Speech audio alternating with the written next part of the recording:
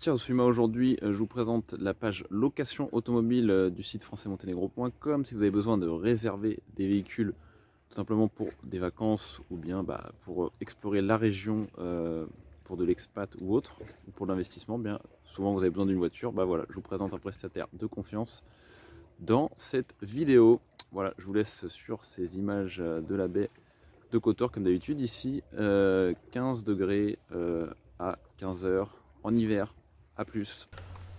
Donc sur le site françaismonténégro.com, vous avez un menu location automobile, vous cliquez dessus, vous tombez sur cette page. Alors vous avez une petite playlist de véhicules, qui est en fait pas si petite que ça, parce que vous avez 3 modèles en fait sur la page, mais en réalité, notamment, en fait c'est pour les Yaris. Les Yaris, il y a une belle petite flotte, donc en tout il y a bien une dizaine de voitures qui sont louables. Alors sur les tarifs, moi je vous le dis clairement, vous pouvez trouver moins cher sur internet, mais je vais vous expliquer un petit peu les tenants et les aboutissants également.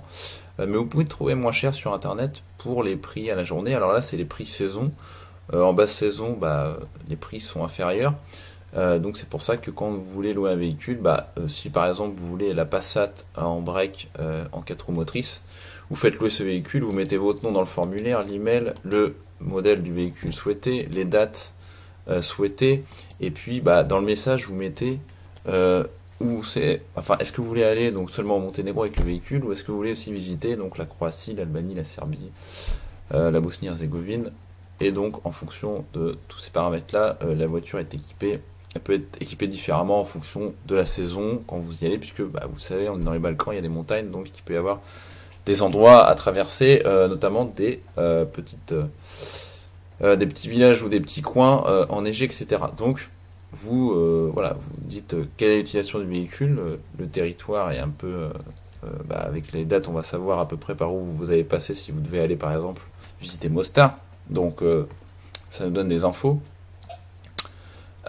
Et donc, comme je vous disais, vous pouvez trouver moins cher, mais alors je vais vous expliquer un petit peu comment ça fonctionne. Au niveau des tarifs, ce que vous pouvez trouver sur internet, effectivement. Alors, faut savoir sur la côte adriatique, les gens louent des véhicules parce que voilà, il y a du tourisme, il y a de l'argent à faire, donc on loue des voitures. Mais le problème, c'est que la plupart des gens ne sont pas vraiment intéressés par le job en question, pas spécialement professionnels de véhicules. De l'automobile, et donc ils louent des voitures parce que il y a de l'argent à prendre, donc on loue des bagnoles, et puis c'est cool, plus ou moins cool, et puis on prend des sous, et voilà, ils font ça pour remplir le frigidaire, mais sans vraiment de passion, sans vraiment de grand intérêt pour l'activité, et ce qui est un problème, puisqu'en fait, moi sur les expériences avec les loueurs, j'ai souvent eu une fois sur deux une mauvaise expérience, que ce soit en Croatie, alors au Monténégro j'avais eu un truc qui m'avait pas trop plu, c'est la caution qui était gardée 1 an. Mais voilà, une fois sur deux, les pneus sont mal gonflés, ou il y a un pneu qui est pas gonflé, qui a des fois presque un bar de moins qui devrait être, un bar de pression, donc c'est n'importe quoi. C'est pas professionnel, en plus c'est dangereux. Donc voilà, il faut savoir que c'est comme ça que ça se passe, c'est la côte. Et voilà, les gens et le travail, ça fait pas deux. Et c'est pour ça que c'est cool de vivre ici, parce que les gens sont pas non plus des fous de boulot, ils sont plus là pour s'amuser et vivre. Donc les inconvénients, ils sont là, c'est dans le service des fois, sur notamment les locations. Je trouve pas ça ouf, pas ça toujours super. Je vous dis les pneus mal gonflés. Et alors par exemple moi, mes parents, ils ont eu en Croatie à Split la super surprise, c'est-à-dire qu'ils ont loué une Seat Toledo, donc qui était récente, quasiment neuve. La caution était de 1300 €, 1500. Je parle de ça il y a 7 ans, donc je pense qu'aujourd'hui la caution ça devrait être encore un truc peut-être bien encore plus cher.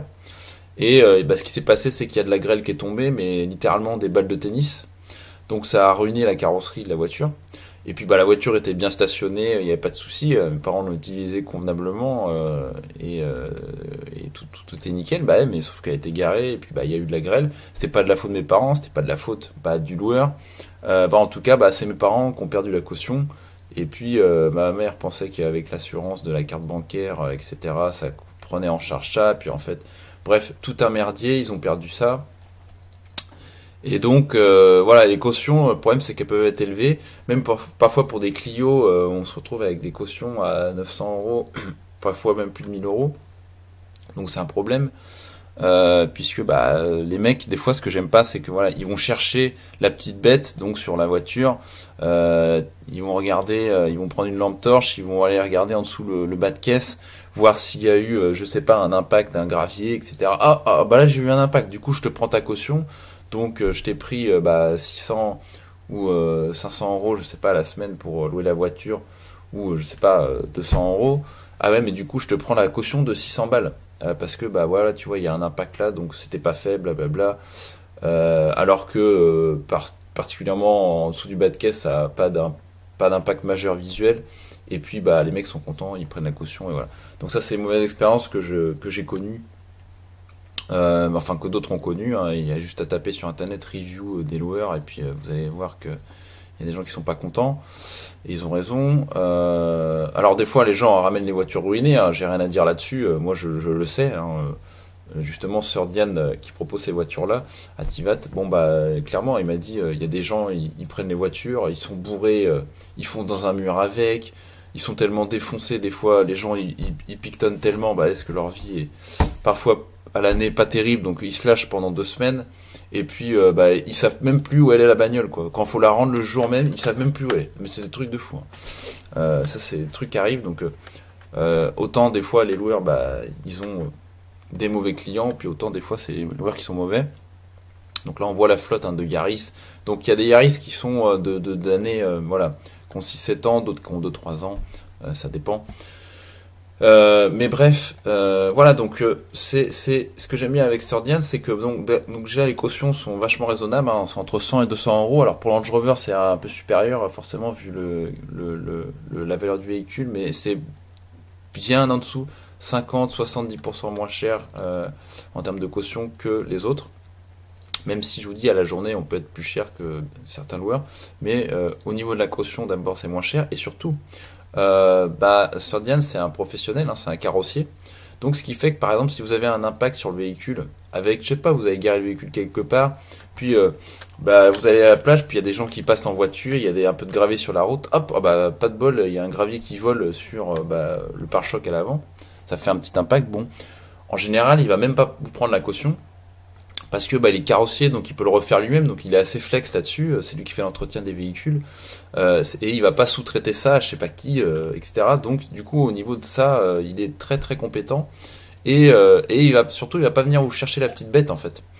S'il y a un truc, voilà, un petit impact comme ça, bon, il va voir que ça a pas été, que c'était peut-être pas fait avant, mais au final, comme il sait qu'il va le refaire lui-même, bon, il vous laisse repartir avec la caution, et voilà, bon. Ce que je veux dire, c'est que le gars, il est arrangeant, il est pas là pour vous arnaquer ou prendre des cautions, et c'est pour ça que j'ai sélectionné pour le site, parce qu'en fait, voilà, c'est un mec correct, et moi j'ai toujours loué avec lui, donc je suis super content. Voilà, comment ça se passe au niveau des cautions. Alors tout à l'heure, je vous parlais, par exemple, un truc qui se passe, c'est que il y a des boîtes qui prennent des cautions, et puis ils vous les rendent, mais très longtemps après, parfois. Moi j'ai connu 1 an, 5-6 mois, etc. Donc c'est un peu chiant parce que c'est un truc qui vous reste sur la conscience. Vous rentrez au pays, bosser, etc. Et puis la caution, elle est toujours entre guillemets en jeu. Alors que bon, avec Sir Diane, bon, vous avez fini la location. Bon hop, on fait le tour de la voiture, c'est clair, c'est réglé, la caution, vous la récupérez, vous repartez et c'est fini. C'est pas, vous êtes pas là sous pression à revenir chez vous. Ah, est-ce qu'on va la récupérer? Qu'est-ce qu'ils font? Nanana. Donc ça c'est clair. Donc c'est aussi ça que j'aime bien. Au niveau des réservations, en gros, comment ça se passe si vous prenez une voiture? En fait, on va peut-être faire un petit acompte, voilà, qui va être presque symbolique. Ça peut être 50 euros, voilà, histoire que vous ayez un petit engagement avant d'arriver et que vous dites pas, je prends la voiture, puis finalement 2 jours avant vous la prenez pas, histoire de pas mettre entre guillemets en péril l'activité. Donc et après vous payez tout sur place, la caution, etc. Et vous repartez donc avec la caution dans les mains. Donc c'est comme ça, c'est clair. Il n'y a pas de truc, je garde la caution, je te la rends si j'ai envie, etc. Donc voilà un petit peu comment ça fonctionne. Bien sûr, en fonction de la basse saison, les tarifs sont différents. Donc quand vous mettez les dates, on vous envoie un tarif. Si ça vous convient, vous pouvez confirmer. Si ça vous convient pas, vous confirmez pas tout simplement. Donc voilà un petit peu, ça c'est sur le site Location Automobile, c'est un menu qu'on a ajouté et c'est dispo pour cette année 2023. Voilà, je vous dis à bientôt, ciao!